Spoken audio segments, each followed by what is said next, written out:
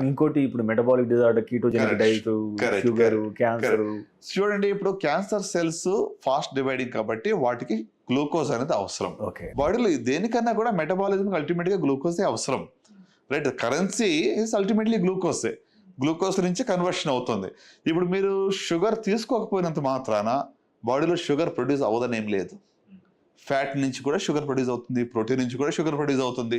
So మనం starve చేసినప్పుడు ఏమవుతుంది, ఎక్సెస్ ఫ్యాట్ బర్న్ అవుతుంది, రైట్? అదే తప్ప మనం స్టార్వ్ చేసినంత మాత్రాన ఇంక ఓన్లీ క్యాన్సర్ కణాలు మాత్రం చనిపోతాయి అలాగనుకుంటే ఇంక ఈ ట్రీట్మెంట్ ఎందుకండి, కీమోథెరపీలు ఎందుకు, రేడియేషన్ ఎందుకు, సర్జరీ ఎందుకు, ఉట్టి కీటో డైట్ ఫాలో చేస్తే క్యాన్సర్ అన్ని పోవాల్సిందేగా. సో ఇవన్నీ ఏంటంటే మంచి ఎక్సెస్ షుగర్ మంచిది కాదు, దట్స్ ఓకే.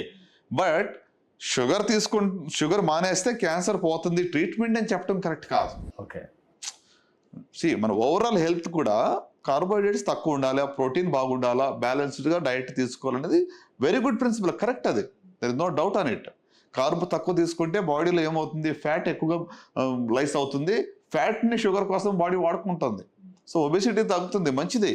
సో డైట్ చేయడం మంచిదే, హెల్దీ డైటరీ ప్రాక్టీస్ పెట్టుకోవడం మంచిదే, కానీ it is not a treatment. ప్రజలు చాలా మంది ఏమనుకుంటారు, జబ్బు రాగానే నీకు కీటో డైట్ తీసుకుంటే నాకు ఇంకా పోతుందని చెప్పి వాళ్ళు నిర్లక్ష్యం చేస్తారు. తర్వాత అది ఇంకా ముదిరిపోయి లేట్ స్టేజ్ అయ్యాక అప్పుడు మన దగ్గరికి వస్తుంటారు. ఓకే.